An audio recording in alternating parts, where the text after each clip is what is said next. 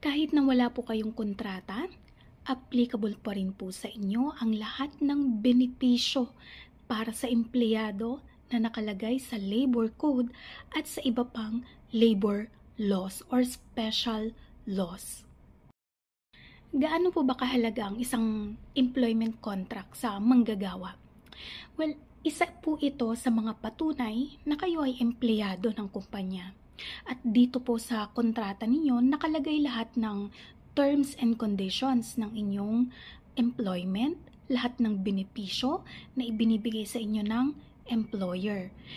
Pero, kung hindi naman po nakalagay sa kontrata or kung walang kontrata, lahat po ng benepisyo na nasa labor code ay po pwede pa rin pong ma-avail ng isang empleyado.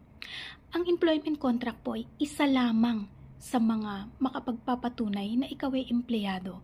Pero actually, po pwede mo rin namang patunayan na ikaw ay empleyado sa pamamagitan ng company ID, sa pamamagitan ng payslip, Certificate of Employment o COE, or kaya yung contributions ng iyong employer sa SSS, PhilHealth, Pag-ibig. Ayun, pwede mong gamitin yon bilang mga additional na patunay.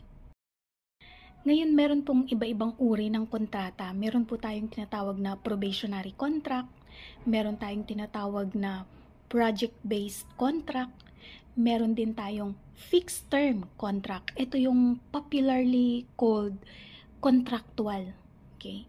Meron din po tayong tinatawag na seasonal contract. So, ano-ano nga ba ang mga ito?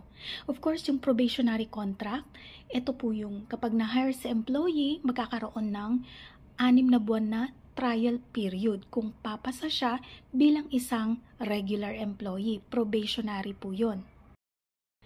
Tandaan po natin sa isang probationary contract, kailangan nakalagay doon yung reasonable standards na employer para mag-qualify ang isang empleyado para maging regular employee.